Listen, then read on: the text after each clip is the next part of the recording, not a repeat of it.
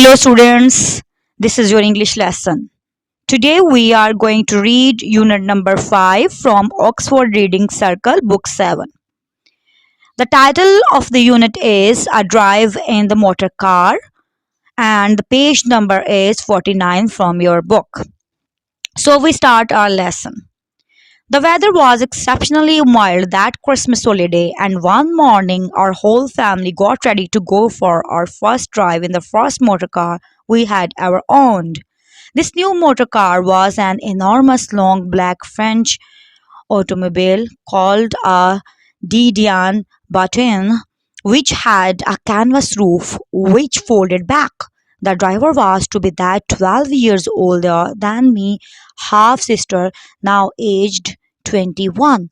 She had received two full half-hour lessons in driving from the man who delivered the car, and in that enlightened year of 1925, this was considered quite sufficient. Nobody had to take a driving test. You were your own judge to competence. Competence having the necessary ability, and as soon as you felt you were ready to go, off you jolly well went. As we all climbed into the car, our excitement was so intense we could hardly bear it. How fast will it go? We cried out. Will it do 50 miles an hour? It it'll do 60, the ancient sister answered. Her tone was so confident it should have scared us to death, but it didn't.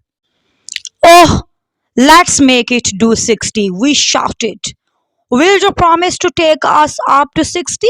We shall probably go faster than that, the sister announced, pulling on her driving gloves and tying a scarf over her head in the approved driving fashion of the period.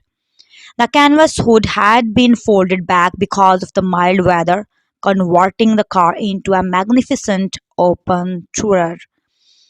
Up front, there were three bodies in all, the driver behind the wheel, my half brother, aged 18, and one of my sisters, aged 12. In the back seat, there were four more of us, my mother, aged 40, two small sisters, aged 8 and 5, and myself, aged 9.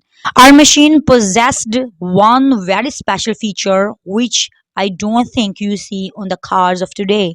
This was a second windscreen in the black solely only to keep the breeze off the faces of the back seat passengers when the hood was down. It had a long central section and two little end sections that could be angled backwards to deflect the wind. We were all quivering with fear, quivering, trembling, or shaking, and joy as the driver let out the clutch. Clutch grasped tightly, and the great long black automobile leaned B into a sloping position, and stole into motion. Are you sure you know how to do it? We shouted. Do you know where the brakes are?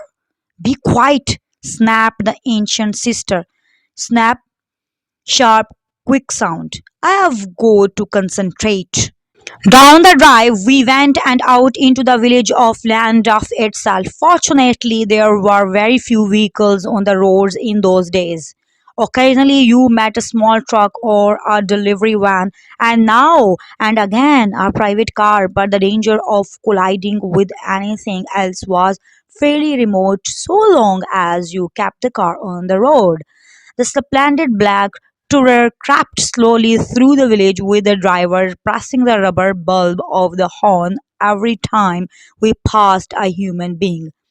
Whether it was the butcher boy on his bicycle or just a pedestrian strolling on the pavement, strolling walk in a leisurely way, pavement a raised paved path for pedestrians. Soon we were entering a countryside of green fields and high hedges. Hedges, fences, or hedge means a fence, with not a soul in sight. You didn't think I could do it, did you? cried the ancient sister, turning round and grinning at us all. Now keep your eyes on the road, my mother said nervously. Go faster, we shouted. Go on. Make her go faster. Put your foot down. We are only going 15 miles an hour. Spurred on by our shouts and taunts, spurred incite action. The ancient sister began to increase the speed. The engine roared and the body vibrated. The driver was clutching the steering wheel as though it was the hair of a drowning man, and we all watched the speedometer needle creeping up to 20, then 25, then 30. We were probably doing about 35 miles an hour when we came suddenly to a sharpish bend in the road. The ancient sister, never having been faced with a situation like this before, shouted, Help! And slammed on the brakes and swung the wheel wildly round, slammed shut our door or lid forcefully. The rear wheels locked and went into a furious sideways skid, and then, with a marvelous crunch of mudguards and metal, we went crashing into the hedge. The front passengers all shot through the front windscreen, and the back passengers all shot through the back windscreen. My brother and one sister landed on the bonnet of the car. Someone else was catapulted out onto the road, and at least one small sister landed in the middle of a hedge. But miraculously, nobody was hurt very much except me. My nose had been cut almost clean off my face as I went through the rear windscreen, and now it was hanging on only by a single small thread of skin. My mother grabbed a handkerchief from her purse. She clapped the dangling nose back into place fast and held it there. Not a cottage or a person was in sight, let alone a telephone. Some kind of bird starting twittering in a tree farther down the road, otherwise, all was silent. My mother was leaning over me in the rear seat and saying, Lean back and keep your head still. To the ancient sister, she said, Can you get this thing going again? The sister pressed the starter, and to everyone's surprise, the engine fired. Back it out of the hedge, my mother said, and hurry. The sister had trouble finding reverse gear. The cogs were grinding against each other with a fearful noise. Cogs, wheels. I have never actually driven it backwards, she admitted. Everyone, with the exception of the driver, my mother and me, was out of the car and standing on the road. The noise of gear wheels grinding against each other was terrible. It sounded as if a lawn owner was being driven over rocks. The ancient sister was using bad words and going crimson in the face. Crimson of a rich deep red color including to purple. Going crimson in the face, but then my brother leaned his head over the driver's door and said, Don't you have to put your foot on the clutch? The harassed driver depressed the clutch pedal and the gears meshed, and 1 second later, the great black beast leapt backwards out of the hedge and carried across the road into the hedge on the other side. Try to keep cool, my mother said. Go forward slowly. At last, the shattered motor car was driven out of the second hedge and stood sideways across the road. Jump back in the car, my mother cried. We are going to the doctor. There's glass all over the seats, they said. Never mind the glass, my mother said. We have got to get this boy to the doctor fast. The passengers crawled back into the car. The ancient sister managed to straighten the vehicle and get it pointed in the right direction, and then at last the once magnificent automobile tottered, moved in an unsteady way, tottered down the highway and headed for Dr. Dunbar's surgery on Cathedral Road Cardiff. I have never driven in a city, the ancient and traveling sister announced. You are about to do so, my mother said. Keep going, proceeding at no more than 4 miles an hour all the way. We finally made it to Dr. Dunbar's house. I was hustled out of the car and in through the front door with my mother still holding the blood-stained handkerchief over my blood-stained nose. Good heavens, cried Dr. Dunbar. It's been cut clean off. It hurts, I moaned. Moan make a long, low sound expressing physical or mental suffering. He can't go round without a nose for the rest of his life, the doctor said to my mother. It looks as though he may have to, my mother said. Nonsense, the doctor told her. I shall sew it on again. Can you do that? My mother asked him. I can try, he answered. I shall tape it on for now, and I'll be up at your house with my assistant very soon. Huge strips of sticking Huge strips of sticking plaster were strapped across my face to hold the nose in position. Then I was led back to the car and we crawled the 2 miles home to Landdeaf. About an hour later, I found myself lying on the nursery table. Strong hands held me down. A mask stuffed with cotton wool was clamped over my face. Clamped, fastened. I saw a hand above me holding a bottle. White liquid was being poured onto the cotton wool inside the mask. I smelled the sickly stench of chloroform and ether. Ether used to indicate a link, and a voice was saying, breathe deeply, take some nice deep breaths. I fought furiously to get off that table, but my shoulders were pinned down by the full weight of a large man. The hand that was holding the bottle above my face kept tilting it farther forward, tilting move into a sloping position, and the white liquid dripped and dripped onto the cotton wool. Blood red circles began to appear before my eyes, and the circles started to spin round until they made a scarlet whirlpool with a deep black hole in the center. Mile away in the distance, a voice was saying, that's a good boy. We are nearly there now. Just close your eyes and go to sleep. I woke up in my own bed with my anxious mother sitting beside me, anxious, feeling or showing worry, holding my hand. I didn't think you were ever going to come round, she said. You have been asleep for more than 8 hours. Did Dr. Dunbar sew my nose on again? I asked her. Yes, she said. Will it stay on? He says it will. How do you feel, my darling?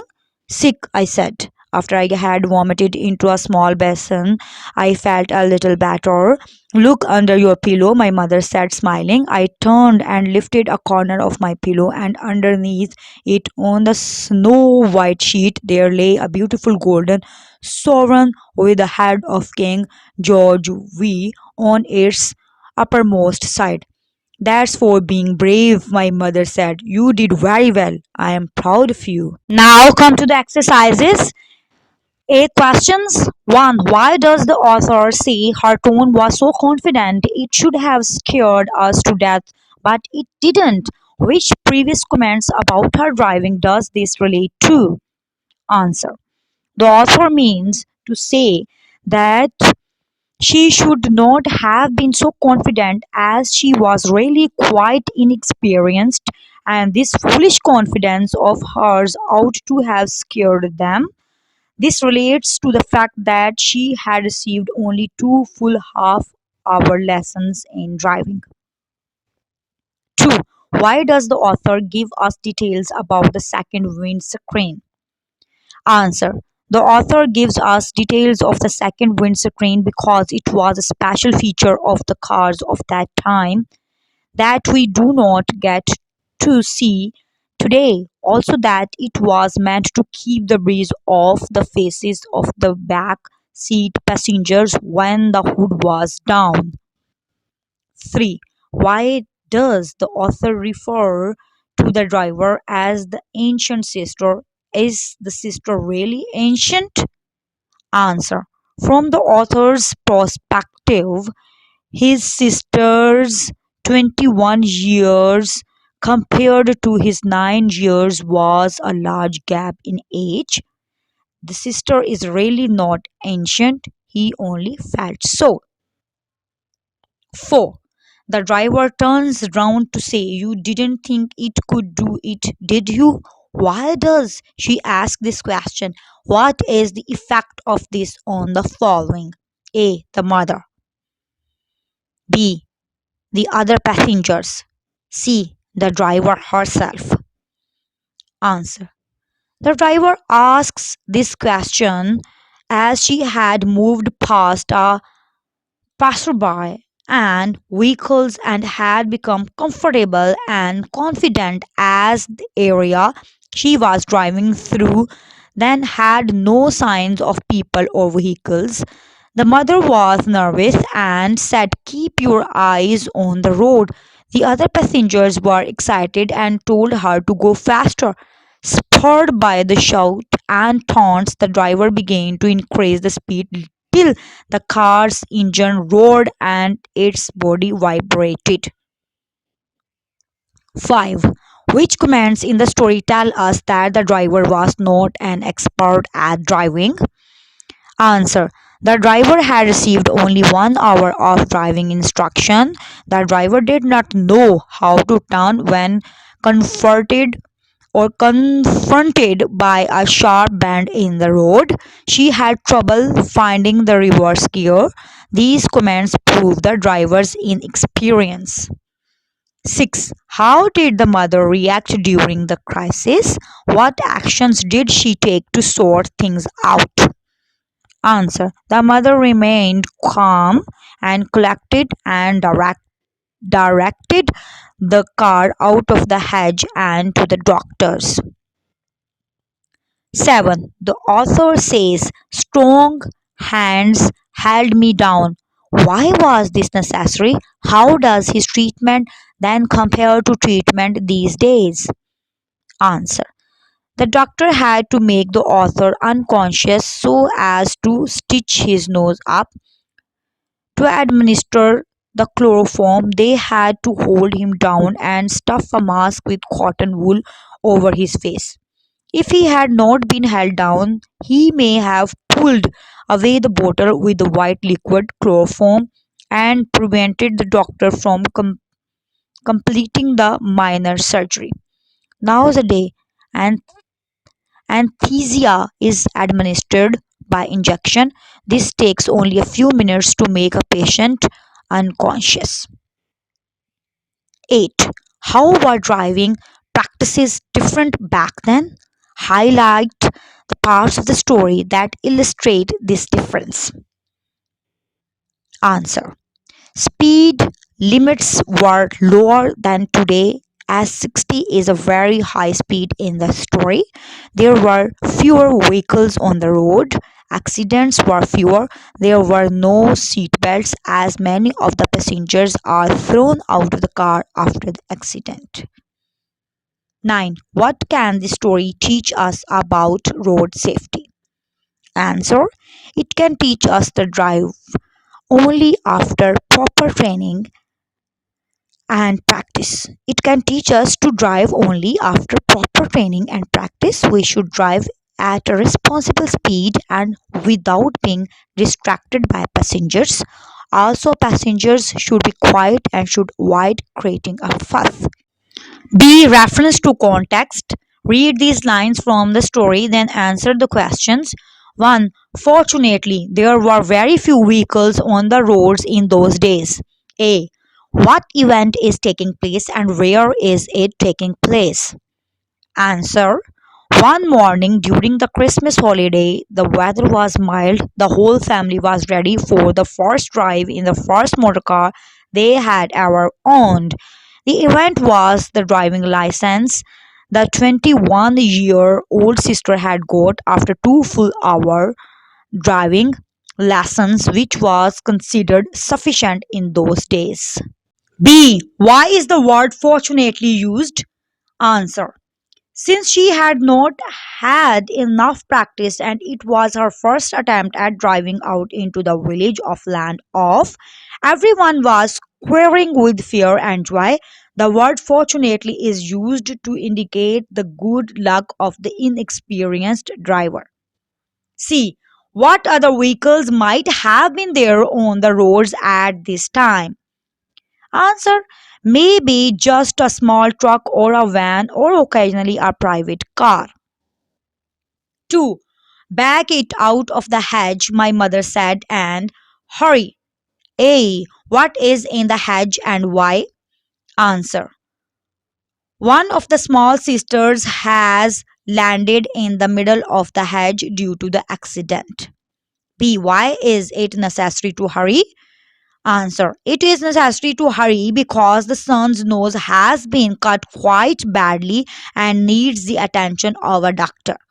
See, why is all this more complicated than it seems? Answer: it is more complicated than it seems because the boy's nose is hanging only by a single thread of skin. See, words and meaning. 1. Find two meanings in the dictionary for each of the following. A. Stole. Stole, noun, scarf or muffler. Robbed, verb. B. Clutch. Clutch, meanings grab, verb, part of the car that needs to be pressed to change gears, noun. C. Concentrate, focus, verb, not dilute, noun. D. Pedestrian, a person walking on foot, noun. Dull, adjective. E. Spore, stimulus, noun. Urge, verb. F. Rock, stone, noun. Move back and forth, verb. 2. Find out what the following words mean and where they might be found on a vehicle. A. Brake, a device to slow down a vehicle found on the front and rear wheels of a car. B. Starter, a device to start up the engine of a car found below the motor. C. Axle, a rod that connects two front or rear wheels of a vehicle found below the body of the car. D. Hubcap, a protective cover for the wheel placed over the wheel on the outside.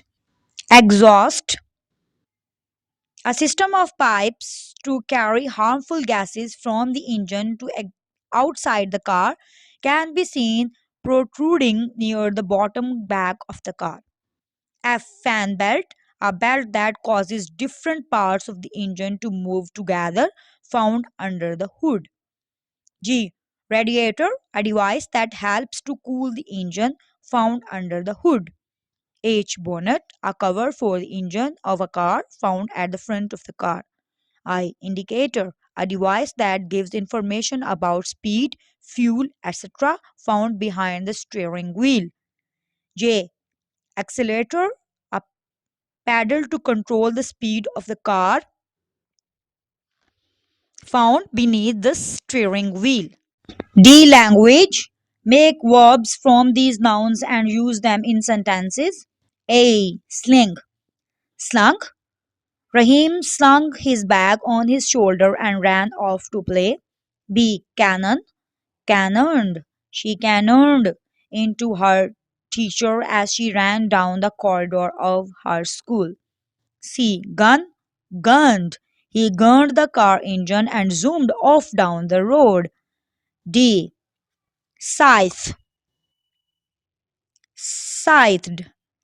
The thresher scythed through the fields as a hot knife through butter. E. Trigger. Triggered. The small incident triggered a big debate in society. F. Knife. Knifed.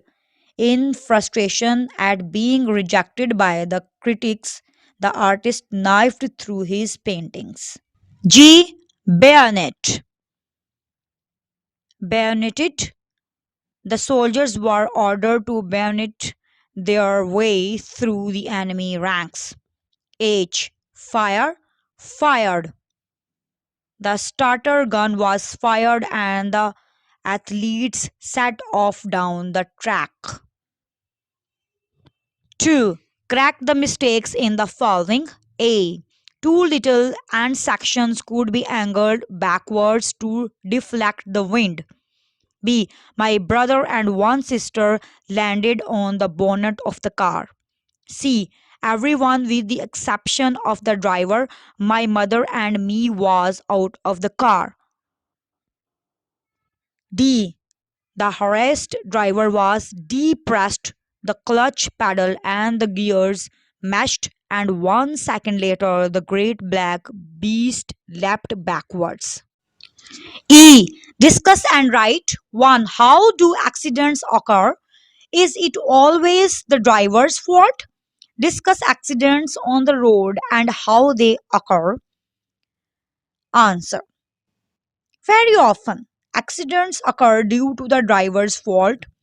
At times, they may occur due to an obstacle on the road or maybe due to a cyclist, child, or animal running across the road. At times, another car may try to speed or jump a red light. Poor lighting on the road may too be the cause of an accident.